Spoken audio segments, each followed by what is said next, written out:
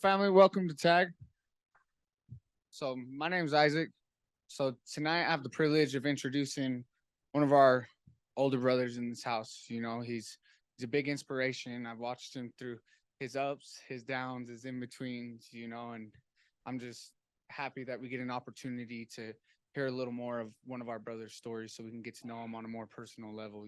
So, let's give him the respect that he deserves and the attention. So, without further ado, welcome, Danny. All right. Yeah, so they're gonna give me a little more time than I planned for, so I appreciate your patience and thank you guys, man. I had a mess. Pull me up. I have my hands in my pockets. Come on. I I'm gonna format this the way we watch. I'm inspired by the way you watch the movie and you try to pick one, you get a trailer. I'm a 56-year-old story. I don't want to. Not necessary, you know. I want to do the hot spots that matter and things that I hope could help you, and just getting them out of it's going to help me too. You know, I want you to know right now, no one's ever heard this story in this room right now. Two have. Ismail is gone, and one other brother, and that's it. So I appreciate it because I'm thinking no one's going to hear it again. So thank you guys for being here. It's important for me to say this. So thanks. Okay. So 1967. So February 3rd, beautiful 17-year-old ballerina, out of ballet. She does what you call a plie. Takes her water. Later midnight on February 4th, I came out and I was dead. I was stillborn. I was dead. They immediately, well, I came out in the hospital, right? But I was dead because she broke her water during the recital. Um, so what's cool is I basically was born on a stage. That's kind of cool, right? 'Cause I have my moments when I'm entertaining when I can be. And I lived in the incubator for 3 months to try to revive my life, and my lungs were not developed all the way. I was 3 months premature. That means I wasn't even all the way a baby yet. And it's cool because my real father's mother was the head nurse. She's the one who ran me from the womb to the box. The incubator in 1967 was pretty primitive. Our microwave is cooler than that incubator is right now. I guess technically they're both the same thing if you think about it. But I survived, and I was truly sickly. My mom was 17. The guy who made me was 21 at the time. So they definitely had a shotgun wedding. My mother's parents are extremely Christian, extremely LDS, um, and extremely super. They were wonderful people. We have shotgun wedding in effect. Play baseball contract on the line. Now he's a dad, not happy about it with a 17-year-old girl. Things got rough. He got to drinking. He got rough. And I'm just sickly, man. I'm not a good kid because I'm ill. And one night I'm screaming, I'm crying, and this is what I get. I was there, but it's the story. I'm screaming, I'm crying. He's like, shut that kid up, shut that kid up. And she's like, don't worry, he'll go to bed, like every good mom would, right? No, man, get in there, shut him up. And he starts manhandling her and stuff, scaring her to go do it. And don't worry, he'll cry. Boom, he's up. Goes in the room, and I stop crying. And so she's like, wow, that was quick. How do you do that? And she walks in, and his hands are around my neck, and I'm not breathing again. So number two, dead number two. And yeah, that did it. She bails. He leaves her back in his real side is San Francisco Bay Area. Comes out here to Utah, and her parents are still here, the Christian parents, and we grew up. She landed in Utah, in Cottonwood Heights area, and now she's this young girl with a baby in mom and dad's arms. She's one of eight. She's the third to the youngest child out of eight, fourth the girl. So family welcomes her, man. It's all good. Come on in. We'll take care of him. He's ours now, you know. I'm like, cool. And the church kind of, let's just say I'm undecided for this reason. Another story goes, I'm with my mom. She's quilting. She's quilting with all the cool women, the Mormon women's, and we're all quilting, having a good time. And they're rapping about this young girl who just landed, has got a little kid. What a little hussy. I can't believe she's here. I can't believe that little bit, right?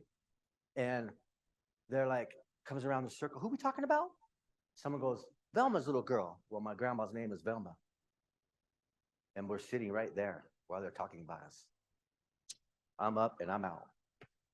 He never went back to church ever again. And I was very shy from the church for a very long time. He remarries. Because he sees he's got this nice little hottie with a kid packaged, but he sees her. And then he married.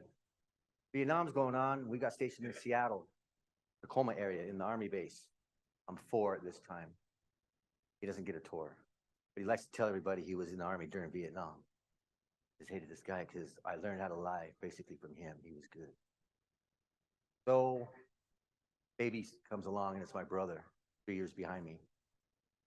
Another one comes, it's my sister. Then another one, it's my other brother. So I'm the oldest of 4. When you go to Sesame Street and it says 3 of these things are just like the other, but one is not, that was me. Everywhere we went, I stood out. My features stood out. They're a little bit darker, like some little dark skin, dark hair. And then there's this white, very, very white kid. And by the way, for the record, Justice wanted to know if I was an albino. I am not. Thank you. He really is. He said, that's a question. I'm like, well, shit, I just got pulled up by Justice for being albino, whatever. It's just light features, right? But I stood out. And I was a full-on mama's boy because that's where it all started. And my perception was he definitely had resentments towards me because I was just part of what he wanted. Once he got what he wanted, his own children, we became further separated. I played by myself. I wasn't allowed to play with them because he didn't want me to. So I isolated. And I isolated in really constructive ways, man. I had a great imagination. I killed so many dragons and ninjas. It was ridiculous, man. I was on it because nobody else would play with me. I'd be out there in Seattle in the rain, kicking a football to the end of the sidewalk. He'd look up, the kids are out the window looking at me like, that kid's crazy playing out in the rain. Come play, nobody would. So I kick it back myself, and I kept doing that throughout a while. Then my young brother, he's in diapers, man. He couldn't play. Come back, war's over. We come back to Utah. I grew up in Midvale. They bought a property for $170 a month. That's their mortgage for 30 years. It went on until their divorce. That's a pretty good deal. So I grew up in Midvale, and everyone's buying lots, and it's just killer deals, great property. And it's Midvale, it's booming, right? And then it started getting adverse. We started getting Hispanic population. And we started jiving. Me and Hispanic kids, man, we were a blast. But it seemed like all the white kids in my neighborhood were LDS, and I wasn't. I had long Ted Nugent hair, freckles, buck teeth. I was just a hideous kid, man. But the Mexicans didn't see me like that. So I stayed with them and I played with them a lot. I didn't play with my other friends because they weren't my friends. They actually made fun of me too because of my looks and stuff.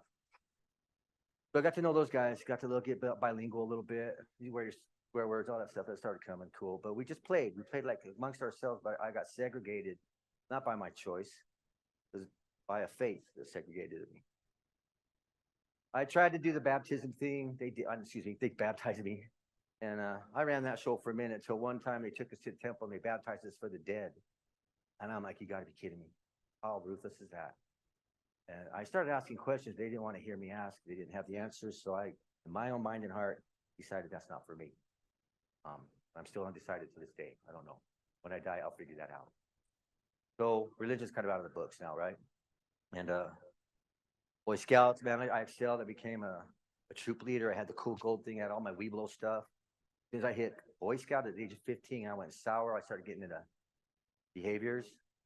I'm going to retract a little bit. When I was 4 years old, I sat amongst a group of people that were in a circle passing a water vase and not paying too much attention. I was sitting next to my mom, and I actually participated by accident. First bong hit at 4 years old. And I'm not saying I progressed after that, but that was definitely an introduction to, whoa, what a world that is. And it was all around me, hippies everywhere, bikers. My cousins are sundowners and barons. And what's interesting is they're brothers, 5 of them, but when it comes down to it, they separated to what they had to be. Behavior left and right on that. It's behavior everywhere, the culture around me, everyone but the LDS church. But I didn't care. I thought, because the other ones loved me and cared about me more and played with me, that's who I needed to be with, and that's who I was with. Trouble was really not really that bad. I knew what was right and wrong. We had like 5 cops in the neighborhood. So they kind of put fear in our hearts because they were right around the corner, right? But I knew how to not get caught, so I got sneaky. And I was wiry and fast. I did at one time break into a house with another children. There was a drum set in there, and we wanted it, but it was all trash, so we stole the cymbals. for the record, I never had a good set of cymbals for the rest of my drumming career. I think Karma let me know about that one. Because of what I did. I violated those people. That's something I stole up to that point, 13 years old. My mom's keys are hanging. I took her for a ride, and as I'm taking her for a ride, they're coming back from the club. Boom. She wants to take action, and I was faced with Decker Lake for a while. I was faced with it. I didn't really go, but that was hanging over my head. Also, for the record, gentlemen, I do not have any time on my head. I came in here on my own. We'll get to that in a minute, but I just want to establish that too. So those are my severe crimes. Okay. Other than that, if I ever try to do business, I wasted the product on myself, so there was no business. I was just idiot. I caught hold of metal and drumming, and I got into being a drummer. I went on tour when I was 16. I mean, I was playing in bars when I was 19 because it was a little looser back then. It wasn't as tight as it is now because they just stood me in with the equipment and no one asked any questions, right? Everything was handed to me. If it made smoke, I did it. The one thing I did not do is IV use. Refused to do that for some reason because I didn't take that very well. So I'm drumming, and Wendell's mad, man. He sees that I'm everything he wished he could have been. He's the guy who went to Vietnam and no one believes him. And now he's stuck with 3 kids now instead of just me. Everything he felt really hated on me. We went at it. He was very abusive. I was lucky enough to get the belt. My mom got the fist, you know, and I didn't appreciate that at all. But I was too small to stick up for her. And one day he let me have it pretty good. And my mom taught dance class, and it was called the White Shoes Ballet class. And I used to go visit her. And I started learning a variety of dance, tap dance, jazz, a little ballet. But that's for girly girls, right? I come back to school and people find out, so I'm being called Tina the Ballerina for a while. And that didn't sit well, man. I was like, oh, you know, I'd rather be chased home from school than endure that throughout my whole day, being Tina the Ballerina. There was a martial arts studio right next door. Mom, you got to help me with this. She got me in for a minute until it's expensive. You don't get karate for free. It's expensive. It really is. So then what I learned basically, I'm about like 13 now. Me and the Hispanic culture, we start watching Bruce Lee left and right, and we start fighting in our yards, and we start sparring. We start getting good, really good. And then I went and joined community karate in Midvale Middle School, in junior high area. But then I started doing baseball, and I started juggling a lot of things where I just did not focus on that anymore. I started being a band even better. We're putting out vinyl now. I'm getting notoriety. I had a street name of a character in Hawaii Five-0, named Dano. And I started going by that because the Danny I knew was this little skinny guy, got chased, got teased, nobody wanted to be with. I created my own self, a Dano. For years and years, I was Dano. Decades, actually. And I stuck with it till I got here. That's another end of the story. So now I'm in adolescent. I'm starting to push back to the old man. And I'm starting to learn some moves. He tried to whip me one night, and he couldn't. I was threatened with being kicked out. And I'm like, oh, okay, man, whatever, sure. He goes, really, you want to go? You want to be here? You don't want this roof? You don't want to, not this roof. I know I don't want to be here. I want to be somewhere like a guy who would care about me. Not like the guy who tried to kill me before. Now you're just as bad, but you do it in a long term to me. We agreed that we were always going to get emancipated. He already had the paperwork. It's a long process on paper and court system, get your kid out of your house. And he was ready to rock. So I bailed. And the worst decision was going to my aunt and uncle who were selling at the time, and I lived with them for a couple of years. I graduated out of the house. I tried to do business again, but then I became way involved in that behavior, and it was bad for me, very bad for me. I graduated with 1.8 after doing 5 years of high school. Even my social studies teacher had bad behaviors. So all I learned was that not to be good. I got good at it. Now I'm 19. I'm on my own. Throw it out there. I was actually a virgin until I was 19. I was a rock star at 15. Went on tour, did all kinds of killer stuff. Kept that. Wasn't even proud of it, but it was a secret, right? Paid it off. I didn't really care. Moments happened. That was cool. But I stayed single for a very long time. And I stayed in the band for up to 30 years, off and on, about 4 different bands, touring, vinyl, concerts. My name got bigger in town. There were times I was with somebody and does anybody here not know you? And I'm like, yeah, but we're in Salt Lake. It's like this big. It's no big deal. You know, it's not a big city. And once again, surrounded entirely by behaviors. That was what it was supposed to be. It's not sex, milk, and rock and roll. Okay. That was the persona I needed to be to stay important, I thought, to stay loved. So I grew as a persona. And I thought I had a little notoriety too. Years and years go by. Children. I don't have my own child. There was a moment where I thought I did. It was a girl that refused paternity on her behalf. She decided, I don't know, maybe we shouldn't. So I go, of all things, I go to the Department of Welfare with a white flag. I say, hey, can I help you? Yeah, I think you're going to be looking for me anyways because I think I got a baby out there. Let's just start talking now so I can start making arrangements, you know? They're like, man, we haven't heard from her at all. Matter of fact, we're looking for her because she's been lying on every application we've given her. Right now, we don't suggest you pay a thing. And if you do, contact us and we'll take action and you pay us. That's a possibility. I was never pursued. He just faded in the wind and there was no action taken. So we separated. I got to visit him once in a while. I found out she was having meth dealers babysit him because I found burn marks on his chest and I called her out on it. So she kept declining me. We didn't have established visitation. She was just being a sweetheart, letting me see him once in a while. Beautiful little Asian kid, half Korean, half me, or half other white guy. I don't know. I just loved him for 5 years. And I found out one day at Christmas time that he didn't have to go to school for 2 weeks, but she kept demanding money for me. I basically paid a bribe so I could see him for 2 years. Not established, not documented, nothing. Just here's your money. Can it happen for overnight? But I hear you're not going to school. Yeah, I have a vacation. So I called her up and said, why am I paying you for him for a whole another month of school when he's not even going to be at school? She threatened me, that's your child support. I said, it's not documented. We don't have an issue like that. She came at Christmas Eve. I was able to see him. She pulled him out of my lap. And I never saw him again. Ever. That was 1993 ago. So I got pretty bitter about that. I dabbled in surrogate fatherhood. I tried to step in, the guy who stepped short. Turned out the girl appreciates the guy who whips her butt more than he would someone to take care of her and her kids. She went back to him. Didn't want me either. So I keep building this hate upon not just people around me, but me. I'm not worth the crap, man. I mean, a woman with a defunct relationship doesn't want me. The girl wouldn't even fess up whether or not I made a baby with her. Just things just kept mounting up, man. And I kept destroying myself with behaviors and attitude. No incarceration, no crime. I was still smart, but I was stupid.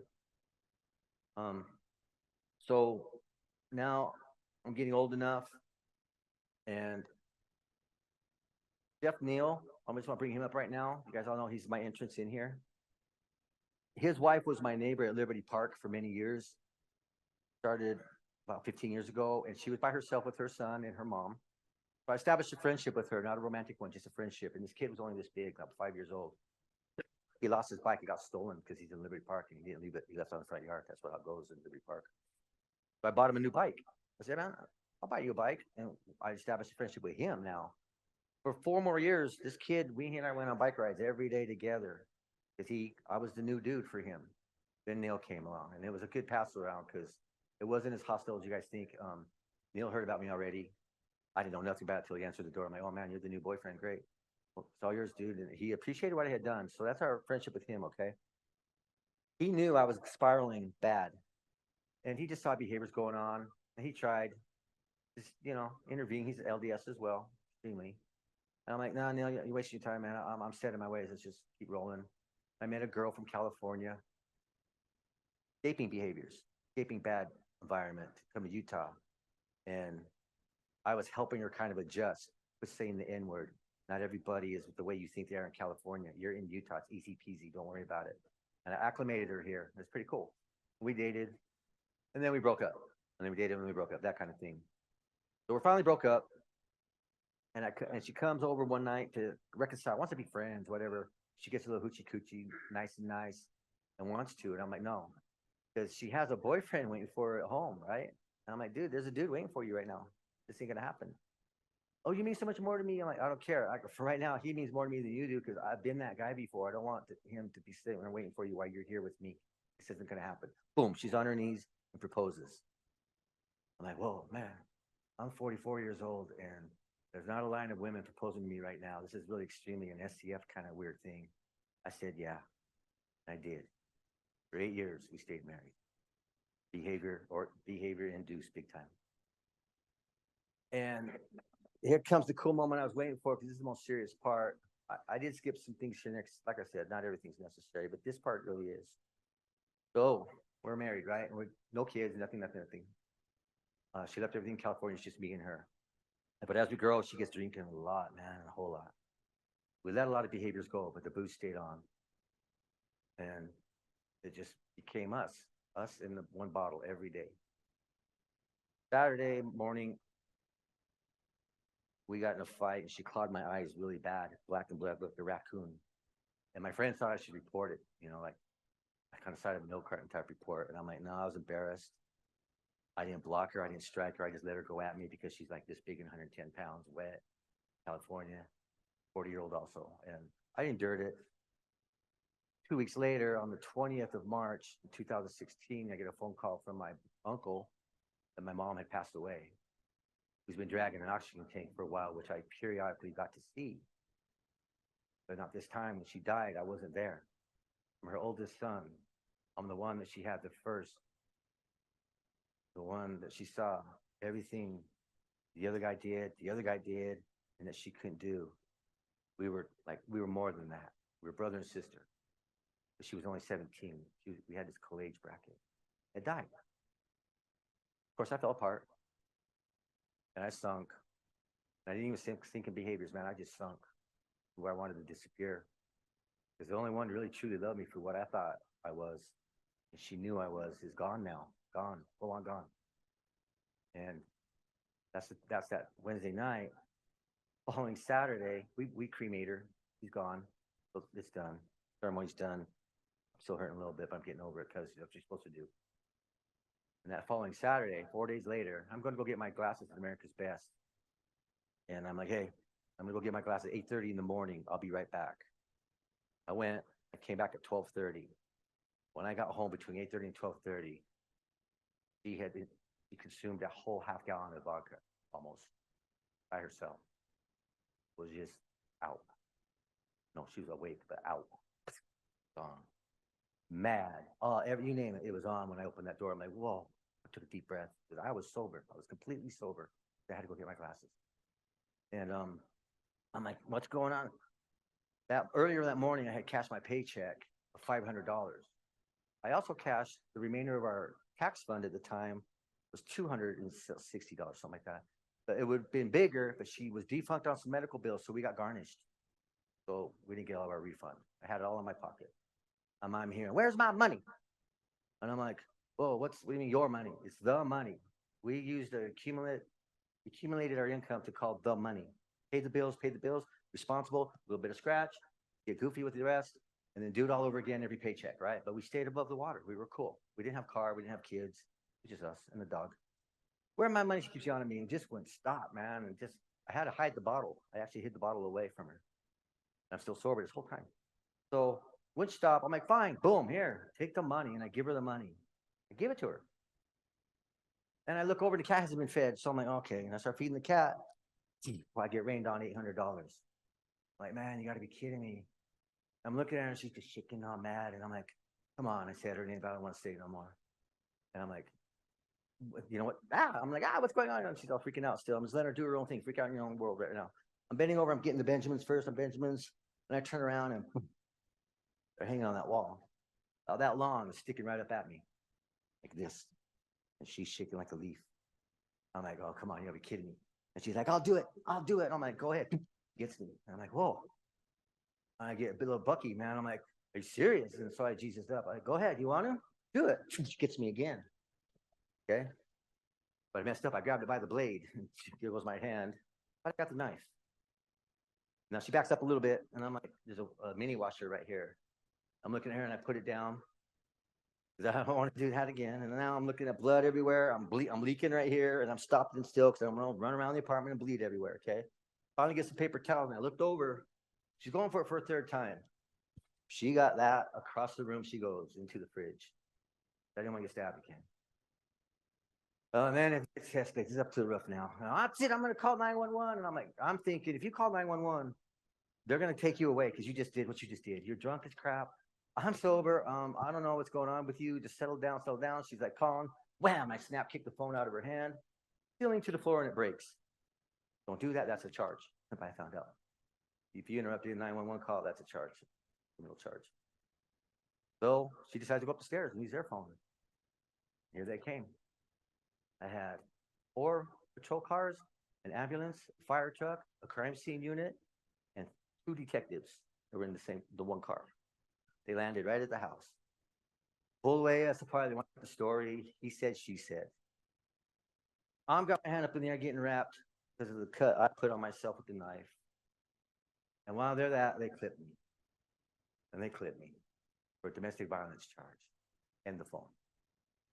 I'm like, but I'm totally justifying and push you back as soon as I can.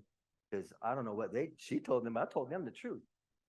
She said I grabbed them by the hair, that I have some certificates and other martial art paraphernalia on the wall. My belts are displayed by degree, by color. She's pointing at them, saying she's fear of her life every day. She was just letting them have the wrong story the whole time. And I wasn't there to really defend myself. I was across the street with the other cops that were going like this. So I get locked up. That's the charge. I can't get out. So on April 9th, I get out. That's the 23rd to the 9th.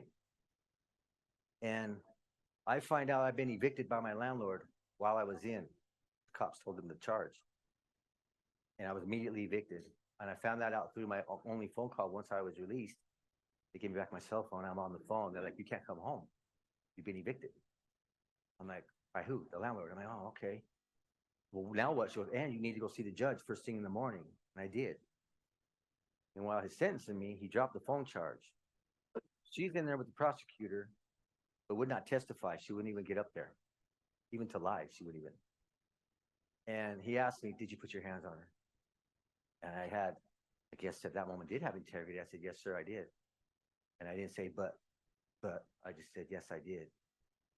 So I got sentenced for domestic violence charge, which now is on my record forever. It's a messed up charge.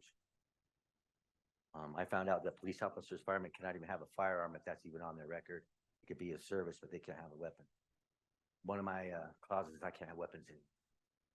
And I did a behavioral class about 6 months. I had a urine test randomly. You call in and see if it's your turn or not, so you can't plan. I passed every one so well, they took me off that, but I completed my class. So let's get back to being evicted. I came home she had already packed all my stuff in boxes, which she thought was mine. I couldn't declare anything because he issued a no trespass warrant on me. I couldn't go to my own apartment to grab stuff. I had to stay outside the door. The 2 arresting officers were actually the 2 officers that chaperoned me to grab as much as you can right now for 2 hours and don't ever come back. So I did. Jeff Neal was down the road. Didn't want to bother him, so I had another friend who had a garage down the road. And he let me put as much as I could hold there, right? And I used 2 truckloads to get there within 2 hours. I was just slamming anything I could. For 15 years of my possessions, I grabbed the most necessary I thought I would need because I didn't know where to go. I don't have no family. I just didn't know where to go. I was in that apartment for 13 years before this happened, before I even moved her in. And so my friend, he houses me for about 4 months. I want you to know that I've maintained employment this whole time.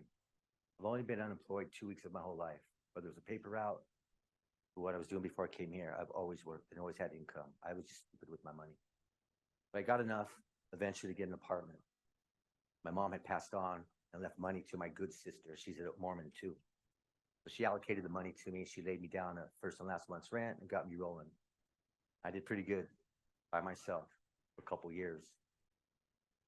Shortly after the stabbing, on the 18th of November, so I moved into my apartment in September. On the 18th of November, my intestine and my stomach imploded inside of me. And what had happened is I had a perforated intestine and my ulcer. They think I've developed an ulcer. I'm like, yeah, I've been kind of stressed lately, because my mom died, like my marriage fell apart, blah, blah, blah. And I had almost flatlined. They said, man, we almost lost you. You're staying here for a while. I stayed in the hospital for a month and a half with a feeding tube. So collectively, between her knife and that feeding tube, my aunt, my O turned into a C almost. It's a scar I'm going to carry forever. It's a bad memory I'm going to have too, because number three time almost died. So I lived on a feeding tube for about a month and a half. I was in the hospital, by the way. I got let go out of the hospital, and they brought a remote system into my apartment that I still was living at. While I was in the hospital, so cool. The landlord let me keep my apartment, and my job was waiting for me. That was it. I was going to generate no income. I just still had something to come back to. That was kind of cool. And I stayed in my apartment and fed off of the tube for up to another 3 weeks or so before I could even eat something solid. I was 128 pounds. That's like a little schoolgirl in junior high. That was rough. I didn't like that because I looked like something else, like, oh, this bad behavior guy. I didn't like that. I fell behind on rent because I wasn't generating income. The manager worked things out with me where I paid periodically. The owner didn't know that. And when he did the books, he wanted to know how the apartment number blanky blank's week on the money. They evicted me again. And now I'm evicted again. And this time I had to condense everything even smaller. This is when Chef Neil steps in. He will hold my stuff in his backyard while I got a couple bags together. Started hitting the motel scene down State Street. The only motels I knew. It was really weird that I had $300 in my pocket, and some of the guys wouldn't let me in the door because they cater to people who need to have an address, like felons or something like that. They would not let me in. I had money. I finally got in one. Behaviors everywhere again. It's the Alta Inn. Bad news. Maintaining employment at the airport.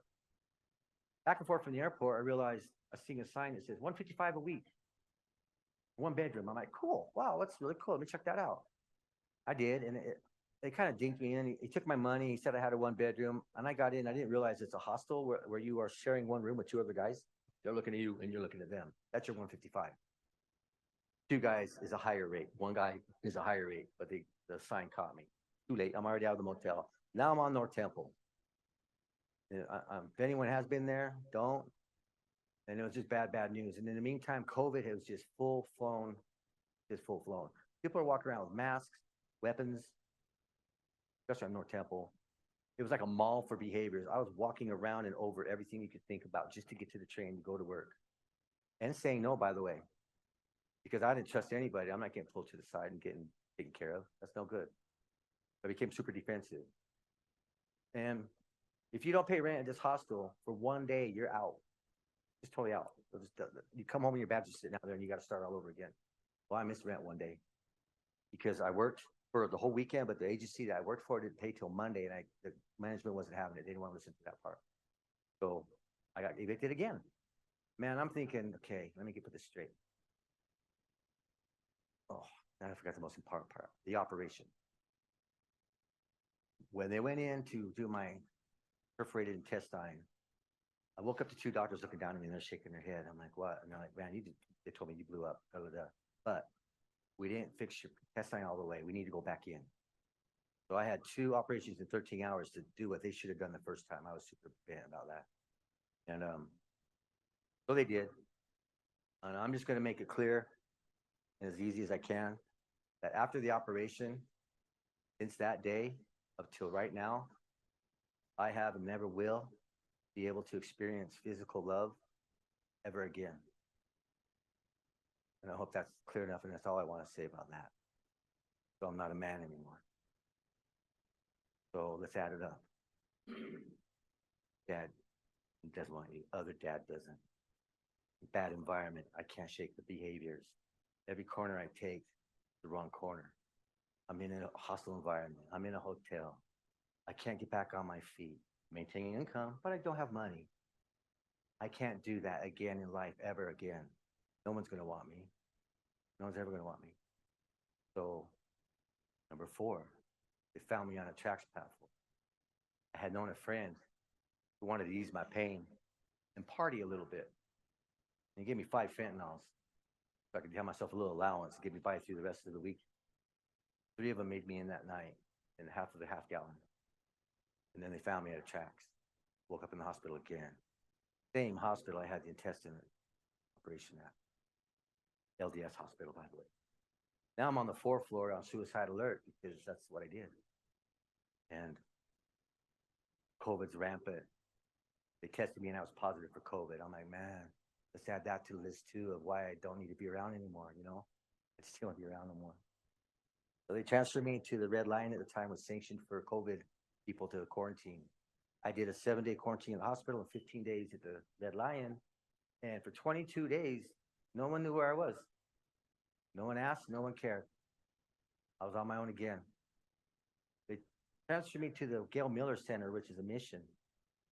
And man, to me, that's just a petri dish of evil. I mean, it's syndicated, there's networking, and it was evil. And they knew I knew. So I had to watch my back there too. And that's a very confined area to have to be careful. Neil kept seeing me going down and down. I kept seeing me go down and down. Where I knew coming around the corner again, here it comes, number 5, right? It's coming right up. And I looked at him, I said, hey man, what's going on with the Red Barn, right? And he says, you serious? I'm like, yeah, I'm very serious right now, Neil. I need to do this or you're not going to talk to me tomorrow. I won't be here to talk to you. So he sits me in his backyard and there's Alan on the phone. I don't know, half you don't know Alan, but the other half do. I got my hair cut over the phone. That's a good one. Because I swear there was spit coming through that phone too. And he said, man, you be here at 10:30 in the morning on Monday.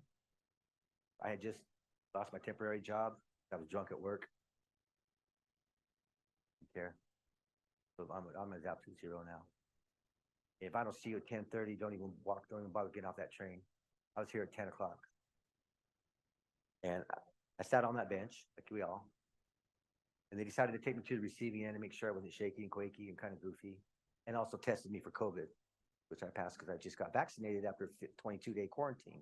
They vaccinated me at the end of that quarantine. And man, I'm like, now they don't want me either, you know. Like, took me off the bench, took me out of the building. And I'm like, wow. But it took me to the receiving center, and it's just me and a couple other guys. And I only stayed overnight. Kevin came and got me.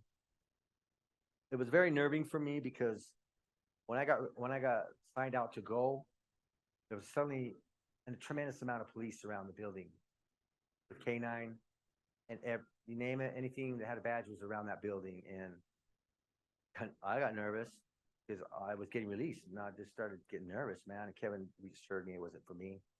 I walked through everybody, made it to Kevin's car. That just truly was scary, but it's okay. I made it here. Sat the bench again for a minute. And then they brought me in for my interview and made sure that this is really what I wanted to do. I told them a small amount, what I told you, that if I cannot come in here, I will not survive. But I didn't come here just to change my life. I literally came to save what was left of my life. You know my age. Population now, we don't last much longer. So I need to save what's left of my life and make it better. I want to let you guys know that because of my age, you inspired me. Because had I known about this place when I was you really young guys, you even 40-year-olds are here right now or whatever, this is a long time to wait. I commend you for at least starting right now and not waiting as long as I did. I owe it all to Neil. I wouldn't have known about this place unless he called me a brother from another mother. And now I know why he kept calling me that. That's what you guys call each other, right? I had no idea he did the culinary school here. I thought he was just my friend down the street who knew about a place. So I don't know if I'm a good example because I was a crap stick when I got here. I still mostly am. That's what we are. But if I did change, man, I really did. And I know if I can, I reassure you, you sure can. And I just want you guys to hold on to this program. And it did change my life, and it's going to save my life because this has become my life right now. I feel better about myself with the Red Barn. The feedback I've gotten from brothers has helped me feel better about myself. And actually, I'm going to stay sober for the rest of my life. It was my downfall to begin with, you know? So, like I said, it's kind of a trailer. There's a whole lot more I just don't want to choose to talk about, and you really don't need to hear. And I've been wanting to do this for a while because, like I said, no one else is going to hear this story. But I just appreciate that the ones who care tell me they care. I have no problem talking to you guys about all this. So thanks you guys for letting me do this. That wasn't just a requirement, it was necessary, part of my program, my mentality, and my soul. Remember today's word, if you were at seminar was vulnerable, you're looking at it. It's very, can't get much open in this, man, but I'm comfortable like being vulnerable in front of you all. Look, I can't do it with nobody else, so thank you. I don't know. I've been allowed more time, but if there's issues, it's up to you. I'll take some shots. Good old Isaac's always got something good. What's up? What would you say the biggest thing Red Barn has offered you? You know, that it's given you. A need, but not to be a smart act. I like about it, but definitely the need for one. If I was on the street and I had these issues, people would be walking around me, over me, taking from me. They wouldn't wait up with me. I'm too slow. They wouldn't help me along. They wouldn't I would be an obstacle for them, you know? So like physically the need. Spiritually, like I just said, I've learned to take 56, but when he had his hands around my neck, let's call 55 years or more of hating myself, spinning around to find reasons to love myself because the program shows you ways you can.